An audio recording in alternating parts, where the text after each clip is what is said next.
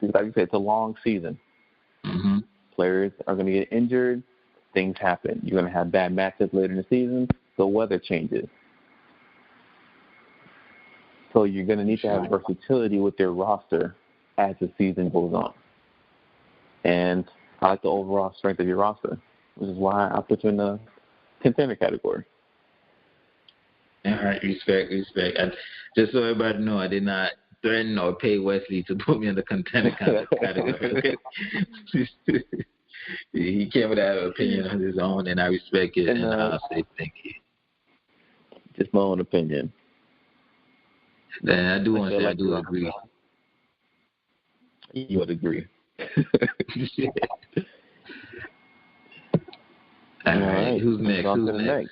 We have Jacksonville, Jack the King. I know a rookie in our league, and he's already doing big things. 2-1 right now. That's good. Yep. Like I said, just keep it up, man. Like I said, anything can happen. Anything can happen. This one at first was a little difficult for me, but then the harder I looked at it, it became easier for me. Okay. As currently constructed, I would say he's a pretender. Ooh. But he's 2-1. He just scored over 100 points. Wesley, you got to explain that a little bit more. Okay. Now with this, it's kind of the same thing. Overall strength of the roster. Mm-hmm. Starting lineup is solid. You can't deny it. I don't love his bench. I'm not going to get to specifics. I don't love the bench, but I think his team is very dependent on one team specifically. Mm-hmm. And all it takes is one bad week from that one team, and his fortunes will change. And remember, like I said earlier, if your best player does not play well, did you still pull it out with a victory? Okay, I think the answer is no. Yeah, because if I think you're talking about if Breeze and Kamara don't ball out, it's hard to see everybody else pulling that weight, right? Exactly. Okay. And it's not to say that it can't happen, but through the rounds of the playoffs, it's tough. That's going to be tough. Through the playoff round, it's going to be tough. So, yeah, I agree with that. For example, he may do it in the first round. He may do it in the second round. Can I see him in the third round? Nah. But it's my personal opinion. But full disclosure, I like his team though. I like his team. Yeah. It's definitely a playoff team. I just think there's another level. To tell the truth, I agree with that. Yes, it's a playoff team, but like you said, I don't see him going any deeper in a playoff with his current team. Yeah. And like I said, I'm not trying to influence anyone's decision. It's just strictly on how I view everyone's roster. Okay. Like I said, it's a long season. Anything can happen. Yeah. So believe me, it's not to say I didn't add this. You can go from a pretender to a contender with, it's fluid. It's week to week. These things can, change with new information. Mm-hmm. My opinion will change.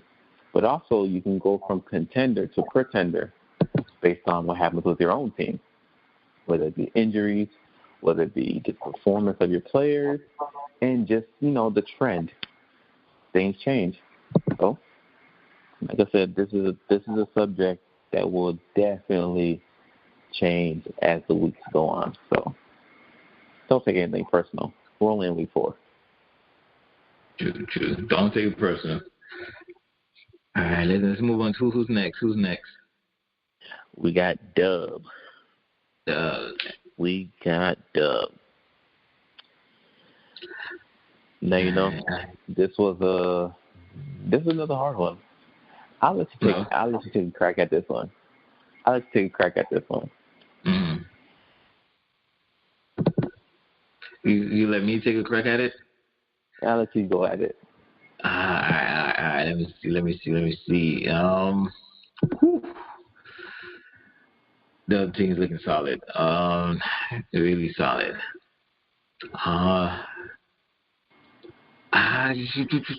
He's not dependent on one player. I think if it's Josh Allen don't have a good week, he's still possible for him to still win. So, and his running back and receivers are very solid. So, and his bench is looking good. He could plug and play a couple players. I think this is a contender. He's a contender? Yeah, I think he's a contender, man. Yeah. I like that team. This is a tough one. This actually might be the toughest one yet. Okay. Because I went back and forth with it. I said this team is a contender, and as I went through the roster, and maybe my judgment is a little bit different because I've seen other teams and how they're stacked. Okay. This team is a contender, but borderline. I wouldn't place my money. Yes, I wouldn't place my money as a favorite to win it. It's somewhere it makes the cut as a contender, but I'm not as sold. If you get what I'm saying, so maybe I'm even contradicting myself because I don't think the team's a contender. But this team is very reliant on one individual player, which is something I'm very weary of. Okay. But the overall roster is nice, so I'm going to put it as a contender. Okay. All right. So far here, the other team is very borderline contender. He's very borderline. But you're right. I mean, you're right. He is very dependent on his quarterback, but I think like you said, overall his team is solid. He does have a couple pieces where he could easily plug and play, and if injuries or bye week comes, where that position you won't have to be worried about trying to find somebody on waiver wire or trade. So that's why I say he's a contender. His team is not faking it. Yeah, we definitely go with that. All right. So, we want to jump into, let me see, who's next? Last but not least, Avery Walker, mask on. Let's see. Avery's overall 2-1 right now. Let me see. His team is very. It's not. It's not. It don't give me that contender vibe. Okay. Yeah, it don't give me that contender vibe. He has some nice starters, but it don't give me that contender vibe. So, me personally, I'll go with I'll go with pretender. Okay. I agree with you, but I would say this: he has championship level players, just not a championship level team currently. Okay. But there are individual players on his roster that I love. But individual players, are they strong enough to carry his entire team? I would say no. Are they solid pieces to help form a championship team? Yes. But as it currently sits, I don't think his entire team is championship level at the moment. Okay. And I agree with that. I really do. But Avery, don't feel bad. You're in contender for right now, but Avery, his team, he's always seemed to make it to the playoffs some way, somehow. So let's Listen, see. He's gonna find a way in. He's gonna find a way Yeah, in. he certainly will. So, All right, so that's it for the contender pretender segment. So, whew, I can't wait to see the responses. and just as a reminder, we only went over the top 6 because only the top 6 makes the playoffs. That's it. That's it. Not that saying that the rest of the owners don't matter, but you'll get your crack at playoffs. Listen, there's some teams right now that's under 500 that will beat some teams at the top. And I agree with that. That is so true. And no, I'm not talking about myself. But not talking about yourself, but there's some other. Like you said, that's right. There's teams out there that's at the bottom right now that can beat some of the teams on top. And definitely. We'll see what happens, and that's those teams that are beatable. That's on the top right now. Those are the pretenders. I'm gonna say this. There's someone right now who's ranked near the bottom. I mean, near the bottom. Who will make a playoff? Ooh. Okay. So I want to segue into our ranking. All right, Okay. Our ranking we're not dropping it this week. We drop next week. Okay.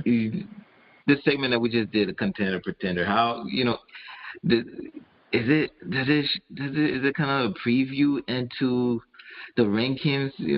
Just not to give away our rankings, but it's just to give them a little something. Does it tie into our rankings a little bit?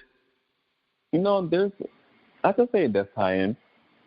It does tie in, but we're only going to go based off what you've done. In regards to my contender, I'm projecting out what's going to happen ultimately. Okay. So that's where it's going to be a little bit different. Okay. So with the rankings, for example, I'm going to base it off your roster, but also how your team's been performing. Which, for example, someone that may be ranked at the bottom may be higher than someone who has a good record. Ooh. It may be that way.